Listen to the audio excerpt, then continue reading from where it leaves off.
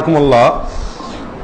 প্রশ্ন হলো, অনেকেই আমাদের দেশে রমজান মাসে যাকাত দিয়ে দেন। আমরা মনে করি যাকাতের মাস রমজান মাস, এটা আমাদের দেশে মোটামুটি প্রচলিত আছে। মানুষ মনে করে রমজানে যাকাত দিতে হয়। আসলে তো যাকাতের কোনো মাস নাই।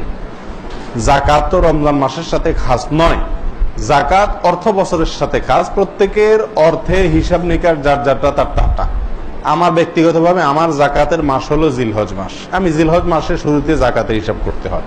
এভাবে প্রত্যেকেরটা যার যারটা তার আল্লাহ তাকে যখন যাকাত দেওয়ার মতো সামর্থ্য দিয়েছেন তখন থেকে নিয়ে 1 বছর যাবে, সেটা যেই মাস হোক সে মাসটা ধরা হবে। রমজান বলে কোনো কথা না। কিন্তু যাকাতের ক্ষেত্রে একটা সুযোগ আছে, সেটা হলো যাকাত কেউ চাইলে অগ্রিমও দিতে পারে আর কেউ চাইলে পরেও দিতে পারে। পরে দিলে সালাত যেরকম টাইমের পরে দিলে গুনাহ হয়, সিয়াম যেরকম টাইমের পরে গেলে গুনাহ হয়, যাকাত এরকম টাইমের পরে গেলে ওই রকম গুনাহ হবে না।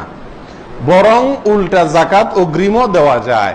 কথার কথা আমার আগামী জুমাদাল উলা মাসে আমার যাকাত আসবে, কথার কথা জিলহজে আমার যাকাতের হিসাব আসবে। তো আমি রমজানে দেখলাম যে মুখাপেক্ষী মানুষ, অভাবী মানুষ পেয়ে গেছি উপযুক্ত মোক্ষম, এখানে যাকাতের টাকাটা ব্যয় করা যায়, তো আমি দিয়ে দিলাম। এটা জায়েজ আছে।